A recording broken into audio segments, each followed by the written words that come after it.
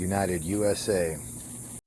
Well, Biden's trying to pull our troops out of Afghanistan. I feel like we're damned if we do and damned if we don't. Check this U.S. out. military prepared to evacuate all Americans from Kabul and help close the U.S. Embassy in Kabul if the State Department requests it? Our mission right now is to help the State Department reduce their personnel, their civilian personnel in Kabul, and to assist with their acceleration of the SIV immigrant visa process, the special immigrant visa process. That is what our focus is on right now. How close is the U.S. government to closing its embassy in Kabul? You'd have to talk to my colleagues at the State Department. They get to decide that. They have made it clear, though, that as of today, they are reducing, not eliminating, their diplomatic presence in Kabul. We are simply helping them support that reduction. And after a night of sleeping on it, are these 3,000 U.S. troops going to Kabul? Is this a combat deployment?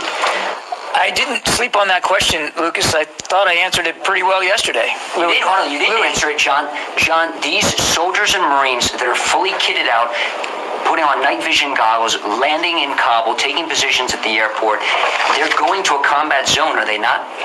They're certainly going into harm's way, Lucas, and they will have... zone? Lucas, they will have the right of self-defense. They will be armed.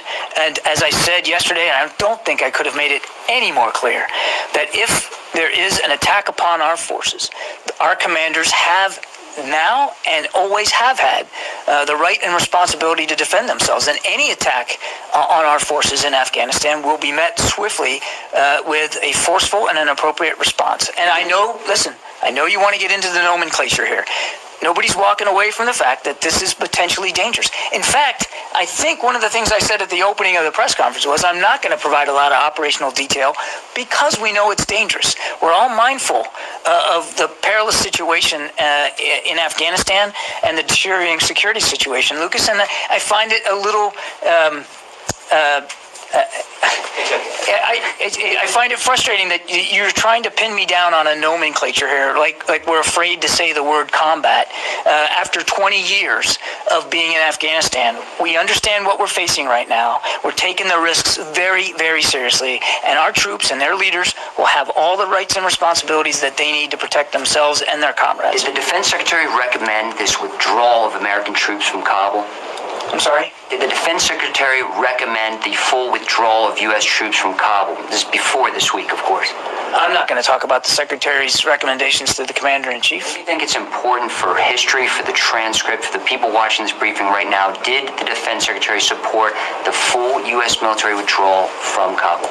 Lucas, I'm not now, and I haven't, never will, talk about the Secretary's advice and counsel to the Commander-in-Chief. That's totally inappropriate. The President has made his decision, and we are executing that decision. He has also made additional decisions, such as helping the State Department reduce their personnel, and we're going to support that too. Now, some veterans think that the Americans should just pull everybody out of Kabul. The U.S. government should pull all Americans out of Kabul and then just level the embassy. What do you think about that? I think that one of the great things about this country is that people are free to express their opinions about anything that they want. What I'm here to do, Lucas, my job, is to articulate the policies that we're executing and the way in which we're executing them. And that's what my focus is today, to tell you what we've been ordered to do and how we're going to execute those orders. Is it time just to pull all Americans out right now and destroy them? Lucas, we are focused on helping the State Department reduce their footprint in Kabul. That's what we're focused on, and that's what we're going to be doing. So Biden was quoted saying a couple days ago, "It's not our tragedy. The Taliban are coming back and America is still leaving, no matter what." Wow.